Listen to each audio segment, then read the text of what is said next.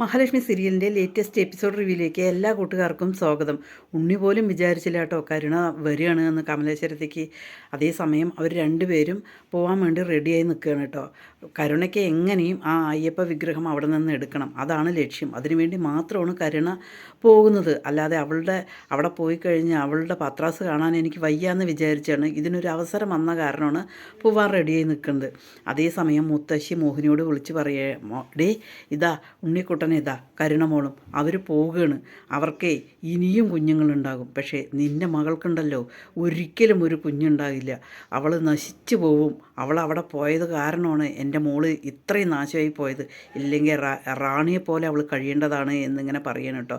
അത് കേൾക്കുമ്പോൾ മോഹിനി പറയും, നിങ്ങളെ കണ്ണന് എൻ്റെ മോളല്ലെങ്കിലും വേറെ ഏതെങ്കിലും ഭാര്യയായി വരും. അപ്പോഴും ഇങ്ങനെ തന്നെയാണ് സംഭവിക്കുക. കണ്ണനെ കല്യാണം കഴിക്കുമ്പോൾ ഞാൻ പറഞ്ഞതാണല്ലോ വേണ്ട വേണ്ട എന്ന്. നിങ്ങളുടെ മോനാണ് എല്ലാം ചെയ്തത്. എന്തിനാണ് നിങ്ങൾ ആ മഹാഭാവത്തിനെ ഇങ്ങനെ ഉപദ്രവിക്കുന്നത്? എന്താ അവൾ ചെയ്തത് എന്ന് ഇങ്ങനെ പറയണം കേട്ടോ. പക്ഷേ എൻ്റെ മോൾക്ക് ഏറ്റവും നല്ലൊരു ഭർത്താവിനെയാണ് കിട്ടിയത്. അതിൽ എനിക്ക് ഒരുപാട് സന്തോഷമുണ്ട് എന്നിങ്ങനെ മോഹിനി പറയുമ്പോൾ, എടി നീ ഒരുപാട് സന്തോഷിക്കണ്ടേ, നിൻ്റെ മോളുടെ അവസാനമാണ് എന്ന് മുത്തശ്ശി ഇങ്ങനെ പറയണം കേട്ടോ. അതിനുശേഷം കരുണയും ഉണ്ണിയും കൂടിയിട്ട് കമലേശ്വരത്തേക്ക് വരികയാണ്. ദുർഗ കരുണയെ കണ്ടതും തന്നെ പെട്ടെന്ന് ഓടിപ്പോയി കെട്ടിപ്പിടിച്ച് കരയണം കേട്ടോ. ഇത്ര പെട്ടെന്ന് വരുന്ന് ഒരിക്കലും കണ്ടില്ല. കരുണയ്ക്കും ദുർഗയ്ക്കും ഭയങ്കര സങ്കടവുകയാണ്. അതേസമയം അതുകൊണ്ടാണ് കണ്ണനും മഹാലക്ഷ്മിയും അങ്ങോട്ടേക്ക് വരുന്നത്. മഹാലക്ഷ്മിയെ കണ്ടതും തന്നെ കരുണയ്ക്ക് ആകെ ദേഷ്യം വരികയാണ് കേട്ടോ. എടി നീ എന്ത് വിചാരിച്ചു? ഞാനിനി ഇങ്ങോട്ട് വരില്ല എന്ന് വിചാരിച്ചോ? എൻ്റെ കുഞ്ഞിനെ കളഞ്ഞ നീ ഒറ്റ ഒരുത്തിയാണ്. നിനക്കതുകൊണ്ട് എനിക്കൊരു കുഞ്ഞുണ്ടായ കാരണം നിനക്ക് അസൂയാണ്. അതുകൊണ്ടാണ് നീ എൻ്റെ കുഞ്ഞിനെ കൊന്നത്. നിനക്കിനി തിരിച്ചടി കിട്ടാൻ പോകുന്നതുള്ളൂ എന്നിങ്ങനെ പറയണം കേട്ടോ. അത് കേൾക്കുമ്പോൾ മഹാലക്ഷ്മി ഒന്നും പറയുന്നില്ല. അതേസമയം കണ്ണൻ പറയുന്നുണ്ട്, നീ മാറി എന്നാണ് ഞങ്ങൾ വിചാരിച്ചത്. നീ പക്ഷെ ഇത്ര പെട്ടെന്ന് വരുമെന്നും വിചാരിച്ചില്ല. ഒരു കുഞ്ഞിനെ പോയപ്പോഴെങ്കിലും നീ പഠിച്ചു എന്നാണ് കരുതിയത്. ഒരിക്കലും നീ പഠിച്ചിട്ടില്ല, നീ പഠിക്കുകയില്ല. ചിലവരങ്ങനെയാണ്, എന്തായാലും അവർ ജീവിതത്തിൽ പഠിക്കില്ല.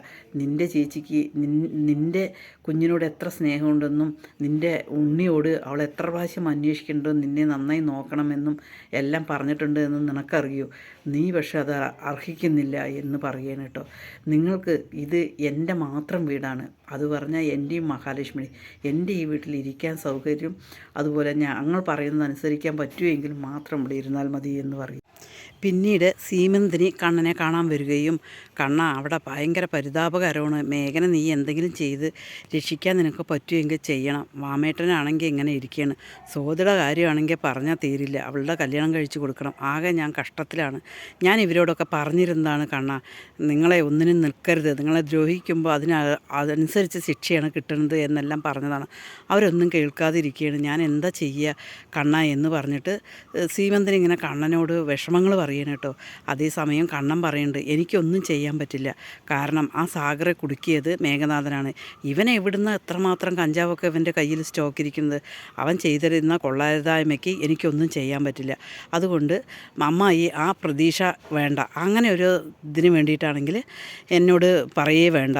പിന്നെ സോദര കാര്യം ഞാൻ എന്തെങ്കിലും ചെയ്യും. അവൾക്ക് വേണ്ടിയിട്ട് എന്തും വേണമെങ്കിലും ഞാൻ ചെയ്യാം. അതിൽ കൂടുതൽ എനിക്കൊന്നും ചെയ്യാൻ പറ്റില്ല എന്നിങ്ങനെ പറയുകയാണ് കേട്ടോ. അതിനുശേഷം സീമന്തിനി പോവുകയാണ്. നിരാശയോടുകൂടി സീമന്തിനി പോയിട്ട് മേഘനോട് പറയുകയാണ്, മേഘ ഇങ്ങനെയാണ് പ്രശ്നങ്ങളൊക്കെ. ഞാൻ അവിടെ പോയപ്പോൾ കണ്ണൻ ഒരിക്കലും എന്നെ സഹായിക്കാൻ പറ്റില്ല നിൻ്റെ കാര്യത്തിൽ എന്നാണ് പറഞ്ഞത് എന്നിങ്ങനെ പറയണം. അത് കേൾക്കുമ്പോൾ മേഘനാഥനാകെ അരിശം വരികയാണ് കേട്ടോ.